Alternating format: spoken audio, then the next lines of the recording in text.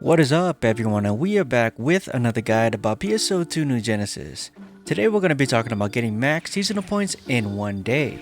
If you watched my previous seasonal point farm guide of 10,000 per hour, this is exactly the same because for some reason, Sega likes to release the same events over and over again, and it's pretty disappointing. So if you already watched that video, the only difference in this video is that I'm going to be showing you my ranger build in order to maximize your utility. First is why you should even do the seasonal event. In my opinion, there is literally no reason for you to do so. This game has a copy and paste mentality, and that's just the same as the last event, except that the elemental weapons are changed and the names are changed. And just like the last seasonal event, there are weapons missing. Currently there's only Frostel Wire, Saber, Katana, Launcher, Machine Guns, Rod, and Wand. So if your weapon isn't on this list, let me know your disappointment in the comments down below. You already know my disappointment as a ranger main. We didn't get the rifle as a Glisten series, and we're not even going to get it this time around with the Frostel series. From the seasonal point shop, there's also 100 star gems, 200 alpha reactors, and the same exact augments as the last time, but instead of lightning weakness, there is Ice Exploit 1 that deals more damage towards enemies weak to ice. Also, just like last time, there are no limited time items, so it appears that this shop is a one-time thing, meaning it will not restock, but I really hope I'm wrong because there's going to be nothing else for me to do until October. So if you are interested in these kind of items and augments or have nothing else to do, then continue watching. I'm sorry to be negative, but I'm really frustrated because I love this game and I have over 4,000 hours played as a ranger, but I missed out on the Glisten series and now the Frostel series, and it's really discouraging for me to continue to play this game. That doesn't mean I'm gonna quit playing this game. I've been playing this game for about a year or so, over a year actually, and I'm still gonna continue to play to see what happens and how this game progresses in the future. With that out of the way, the easiest way to farm for these points is just through the same method as last time. Farm Mount Magnus rank 1. Enemies with an icon on their head drop seasonal points and they are easily killed with rangers homing darts in 1 to 2 hits. My method is to run around, kill all enemies, and max your points per hour.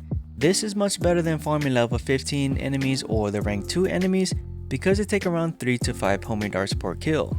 And we want to kill as many enemies as possible as fast as possible. It is good to note that level 5 enemies provide nearly the same amount of seasonal points as level 15 enemies. This is faster and easier than using lightning zonde on enemies, and my build is a rifle with pure potency on it. I would suggest adding Ice Exploit 1 onto your rifle in order to boost your one-hit kill potential, but if you already have good augments on it, then I wouldn't swap out to it.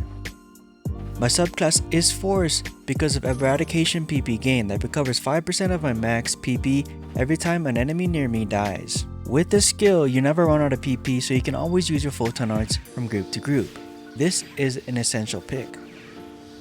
My rifle is a Forces rifle with fixed attack 4 on it, has Pedestal 2, Lab Note, Secret 2, and Precision 3 on it, for a 7.1 damage boost in ranged. This weapon is strong enough to one-hit kill most enemies most of the time at Mount Magnus rank 1. Then comes my units. My units or armors are still the same claws unit set from the base PSO2 that gives me 6.7% potency and about 4.75 potency floor increase, as well as 17 HP and 18 PP each. This gives me a grand total of 20.7 potency increase, 14.25 floor damage increase, 51 HP and 54 PP. Potency floor is extremely good as it allows my hits to deal max damage most of the time, so there's a little variable difference in damage. This is extremely important in boosting your one-hit kill ability. Most people don't understand, but the higher your minimum floor damage, the higher your overall damage will be. For simple math, instead of my damage being 75% through 100%, it's 90% to 100%. While the effects do not show on your weapon, the minimum floor damage on your units or armors is active. Say for example, if 80% of your max damage is a one-hit kill with homing darts, and your minimum floor damage is 75%, there is an 80% chance your damage will one-hit kill the enemy, but 20% of the time you're gonna need 2 hits. Now if your minimum floor damage is 90%, then there is a 100% chance you will always kill the enemy in one hit. That is why these claws armors are extremely strong. While they don't boost most damage, They provide a huge minimum floor damage increase, allowing me to nearly one-hit kill all level 5 enemies. I'll do an in-depth video guide about that later, but if you are augmenting your weapon and armors for this build, Potency should be your first goal and minimum floor damage should be your second goal.